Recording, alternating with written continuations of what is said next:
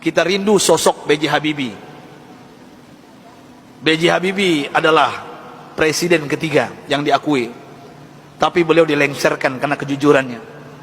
Beliau dilengsarkan karena beliau berjuang untuk bagaimana tidak ada korupsi. B.J. Habibie adalah orang soleh yang kita tahu dalam sejarah, orang hebat, diakui di dunia walaupun di Indonesia disepelekan. Apa yang beliau lakukan walaupun beliau sudah tiada, meninggal dunia? Indah kisahnya, dan saya pun terinspirasi dengan beliau yang hebat ini. Beliau orang kampung dari Makassar, Parepare, suatu ibu kota hari ini, Parepare. Saya pernah diundang ke sana oleh wali kotanya. Saya lihat patungnya Habibie dan Ainun, dan ternyata beliau orang kampung, orang biasa, orang sederhana. Allah berikan kecerdasan di otaknya. Kenapa kita merindukan sosok pemimpin pejabat seperti beliau, yang tidak durhaka kepada orang tuanya, memuliakan orang tuanya, tidak pencitraan belaka. Dan hebatnya lagi ketika beliau ke ITB meloncat kuliahnya. Dan hebatnya lagi ketika beliau melanjutkan studinya ke Jerman. Disinilah saya pribadi mendapatkan inspirasi. Pesawat terbang Bapak Ibu yang kita naik itu, di ketinggian tertentu kalau nggak pas bikinnya bisa retak, Pak. Pesawat itu bisa retak. Siapa yang bisa menyelesaikan itu? B.J. Habibie, Pak. Di dunia yang bisa menyelesaikannya B.J. Habibie. Sampai beliau digelari oleh teman-temannya di Jerman apa? Mr. Crack, Mr. Retak. Bukan retak otaknya, Pak. Pejabat kita yang banyak retak otaknya, Pak. Ini maksud saya apa? Pesawat yang retak itu beliau bisa menyelesaikannya. Ini kehebatan Habibie yang mungkin dilupakan oleh bangsa ini. Tapi ada yang lucu, aneh bin ajaib, ternyata beliau bukan orang tercerdas di dunia. Sampai beliau di Jerman, apa yang terjadi? Beliau tidak pernah ranking 1, ranking 2. Beliau ranking 3.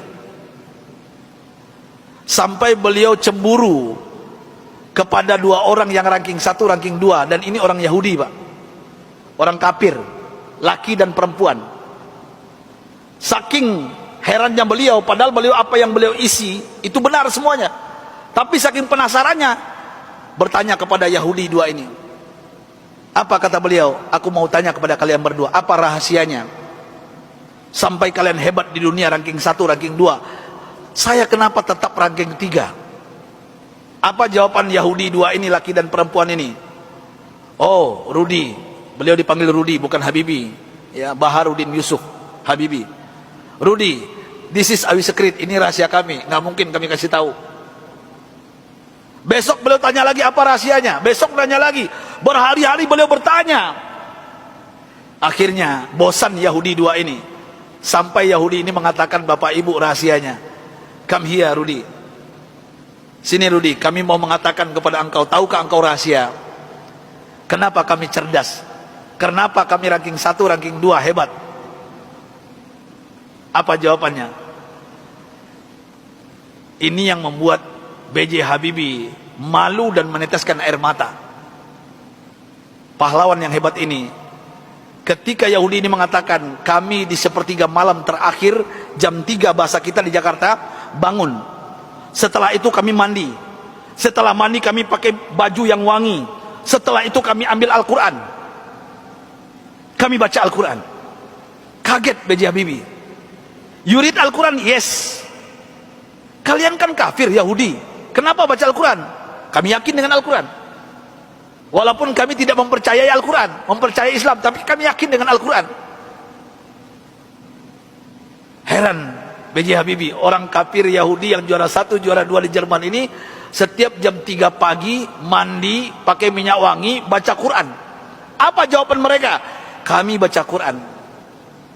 Tahukah engkau Rudi, setelah kami baca Al-Quran, saraf kami ini rileks, otak kami cerdas, metabolisme tubuh kami dahsyat, imun. Nah ini bapak-bapak, ibu-ibu yang takut dengan corona, ini bukan saya yang ngomong, ini orang kafir yang ngomong ini. Ya. Imunitas kami naik tinggi. Kenapa? Al-Quran. Al-Quran kami baca. Sampai B.J. Habibie nggak yakin, nggak percaya. Apa kata Yahudi berdua ini Bapak Ibu? Kalau kalian nggak yakin, silakan. Surah apa? Kami baca. Ternyata Yahudi berdua ini hafal Quran, Pak. Apa saat itu jawaban B.J. Habibie? Thank you very much, my brother, my sister. Beliau pulang ke kosannya, ke kontrakannya. Sampai di kosan di kontrakan beliau sujud menangis. Rasanya tertampar wajah beliau, malu beliau, padahal beliau beragama Islam, orang kafir. Jam 3 bangun mandi baca Quran. Mulai saat itu bapak-bapak dan ibu-ibu, saya ingin berbicara pahlawan satu ini, orang hebat ini. Mulai saat itu mendengarkan rahasia dari Yahudi yang dua ini, apa yang beliau lakukan? Jam 3 pagi beliau bangun, beliau mandi, beliau pakai baju yang rapi, beliau pakai wangi-wangian, beliau sholat tahajud 8 rakaat, witir 3:11 setiap hari. Setelah itu beliau baca Al-Quran sampai menjelang subuh. Kalau orang kafir tadi nggak sholat karena bukan Islam, langsung baca Quran. Dan apa yang terjadi keajaiban, Bapak Ibu yang dimuliakan Allah Subhanahu wa taala, Allahu Akbar. Keajaiban ini terjadi. Semenjak itu, setelah itu B.J. Habibie berubah menjadi ranking 1. Yahudi yang dua tadi turun ke bawah.